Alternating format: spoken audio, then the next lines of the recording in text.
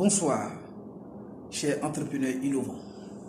Bienvenue dans cette deuxième vidéo où nous allons parler du groupe des entrepreneurs qui ont des idées mais qui n'ont pas les moyens pour réaliser leur projet. Souvenez-vous, dans la première vidéo, nous avons parlé de ce groupe d'entrepreneurs qui se disent qu'ils n'ont pas d'idées et qui n'ont pas de moyens pour pouvoir réaliser. Ils veulent bien entreprendre, mais ils n'ont pas d'idées.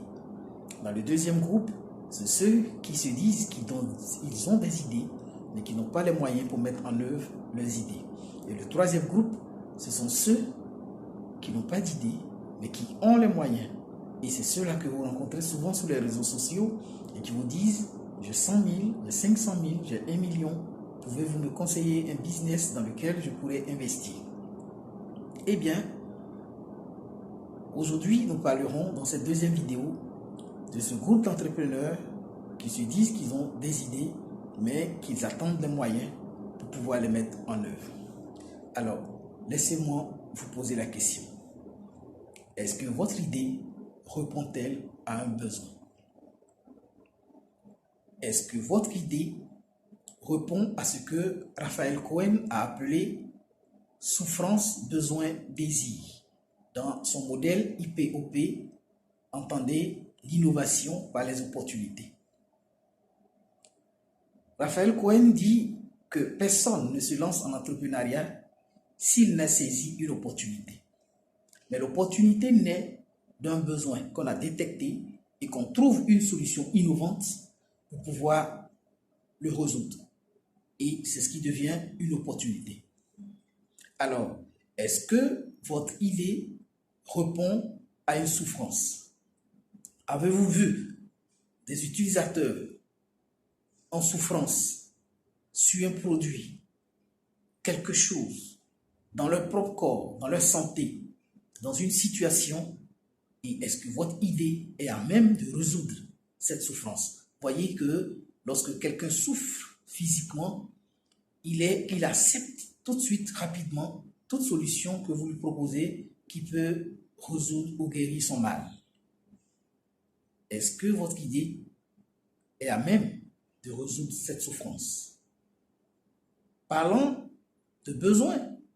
Est-ce que votre idée répond à un besoin? Oui, vous savez, plusieurs personnes sont dans les besoins. Il y a des gens qui cherchent des maisons à Abidjan, un peu partout en Afrique et dans le monde. Est-ce que votre idée apporte une solution à toutes ces personnes qui veulent se loger? Avez-vous une solution innovante qui permet de rencontrer les promoteurs et tous ceux qui ont besoin d'une maison? Troisième chose, le désir. Est-ce que votre idée peut combler le désir de certaines personnes? Vous savez que certains ont des désirs. Je prends un exemple simple. Est-ce que votre idée, parmi tant d'autres, peut aider, par exemple, une idée géniale qui va nous permettre de trouver une pilule ou une crème anti-rides ou anti-vieillissement? Tout le monde a le désir de devenir jeune et de rester jeune. Donc, est-ce que votre idée, votre innovation peut résoudre ce problème de vieillissement chez certaines personnes qui veulent rester toujours jeunes? Donc, vous voyez que c'est ce que Raphaël Cohen a appelé souffrance, besoin, désir. Donc, vous avez cette une idée, elle est peut-être même géniale, mais est-ce qu'elle répond à un besoin? Est-ce qu'elle résout une problématique? C'est ça. Donc, voyez que ne vous réjouissez pas tout de suite d'avoir eu une idée, mais assurez-vous que votre idée répond à un besoin. Deuxième chose, avant même de parler de la deuxième chose, vous devez affiner votre idée. Parce qu'il y a des souffrances, besoins, désirs non exprimés. Et si vous affinez votre désir, votre idée, au point à faire ressortir ces souffrances et les besoins et les désirs non exprimés, à ce moment, cela devient une grande opportunité. Des choses auxquelles personne n'y a pensé. Donc, ce n'était pas un besoin, ce n'est pas exprimé. Mais en réalité, c'est des choses latentes qui sont là. Et donc, votre idée géniale peut être une opportunité pour résoudre ses besoins. Deuxième solution que je vais vous proposer, est-ce que vous avez certes une idée géniale, parce que vous dites que vous avez des idées, mais vous n'avez pas le moyen. C'est pourquoi je vous dis, d'entrée de jeu, en entrepreneuriat, ne pensez pas d'abord à argent. Ce n'est pas l'argent d'abord qui fait l'entrepreneur. Non, je l'ai dit dans la première vidéo. Et donc, la deuxième solution que je vous propose, vous qui dites que vous avez des idées, est-ce que vous avez affiné votre idée sur le terrain? Oui, parce que votre idée a besoin d'être éprouvée et d'être affinée. Vous voyez, bien souvent, nous les entrepreneurs ou les inventeurs sont amoureux de leur idée ou de leur invention. Oui, ils frémissent à l'idée d'avoir une idée géniale. Et tout de suite, ils pensent que ça va prendre, comme on le dit. Oui, j'ai un de mes fils qui m'a dit, mais attendez, à ce moment, il y a pénurie de piments sur le marché. Mais si tu allais dans le fin fond du pays, tu as eu ne serait-ce qu'une grande bâche de piments que tu atterris sur Abidjan, mais imagine combien ça fait. Le kilo fait je crois, 2000 ou 3000. Donc, avec, je crois, 10 sacs de piments. Mais tu es millionnaire. Je lui dis, jeune homme, votre idée est géniale. Mais est-ce que vous l'avez affinée, cette idée sur le marché? Vous voyez, sac de piment multiplié par kilogramme, le prix au kilo, et vous voyez déjà des millions. L'idée, elle est bonne. Mais est-ce que vous l'avez affinée sur le terrain? Oui. Donc, je disais, beaucoup d'innovateurs, beaucoup d'entrepreneurs sont amoureux de leur idée. Il ne s'agit pas d'être amoureux de son idée. S'il y a quelqu'un qui doit être amoureux d'une idée, ce n'est pas toi. Ce sont les clients, ce sont les utilisateurs.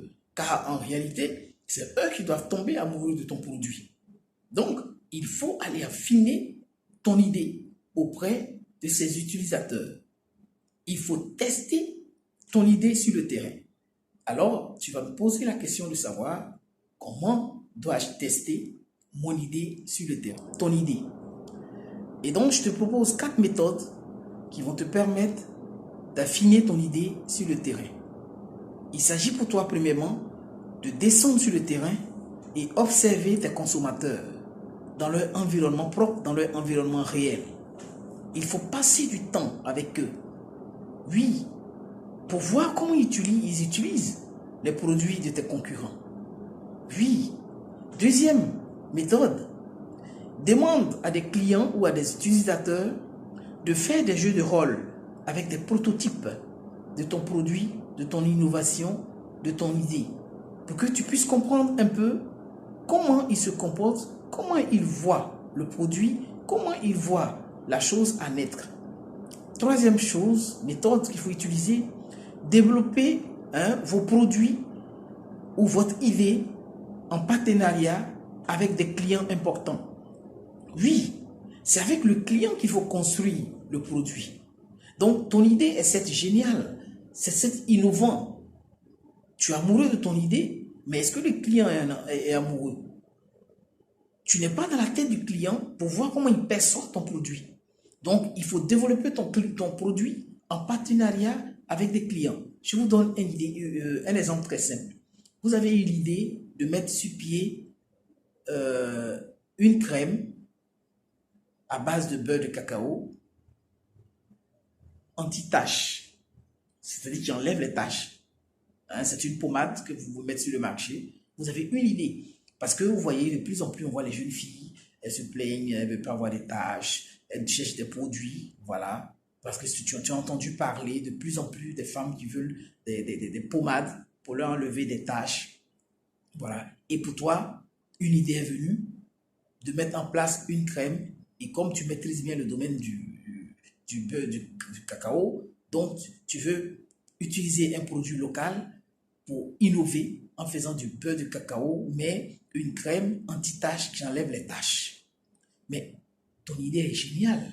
Mais est-ce que tu as testé ton idée auprès de cette femme? Donc, c'est l'occasion de développer ton idée en partenariat avec ces femmes. Il faut aller les voir. il faut les interroger. Comment elles perçoivent? Parce qu'il y a déjà des beurres de cacao sur le marché. Peut-être elles se disent que non, l'odeur est trop forte. Elles se disent qu'elles veulent un produit qui va lever les taches, mais qui ne va pas les éclaircir. Tu vois, en affinant ton idée en partenariat avec les clients, tu vois qu'au fur et à mesure, tu as les caractéristiques, comment tu développes ton produit. Et ce que tu oublies, ces femmes sont déjà des clients potentiels pour ton business. Donc, voyez que le niveau d'intimité client est atteint lorsque le client, à un moment donné, il a l'impression que vous êtes de la même tribu. Oui, tellement tu les comprends, il y a une intimité qui se développe entre vous. Il ne te voit plus même comme un fournisseur, mais il te voit comme quelqu'un de la tribu parce que tu parles leur langue. Donc, dès l'instant où le niveau d'intimité client est atteint, alors, rassure-toi que ton idée répond à sa souffrance, à son besoin et à son désir. Tu as là une opportunité à saisir. Donc, tu vois que tu peux avoir cette unité. Donc, dans un premier temps, ce n'est pas l'argent qui est ton problème. Oui, chers entrepreneurs, j'attire toujours votre attention. Parce que dès lors qu'on parle d'entrepreneuriat, automatiquement vous êtes focus sur l'argent. Non, l'argent, vous allez l'avoir. Mais pour l'avoir, c'est tout un tas de méthodes, de processus, de comportements qu'il faut acquérir, qu'il faut apprendre. Et donc, apprenez à affiner vos idées. Apprenez à les tester. Assurez-vous qu'ils répondent à un besoin et mettez en place une solution innovante pour pouvoir résoudre ce besoin. Bienvenue dans le groupe des entrepreneurs innovants et à très bientôt pour la 3e vidéo où nous allons parler de ceux qui se disent qu'ils ont les moyens, mais ils cherchent des idées pour pouvoir entreprendre. Portez-vous bien et à très bientôt.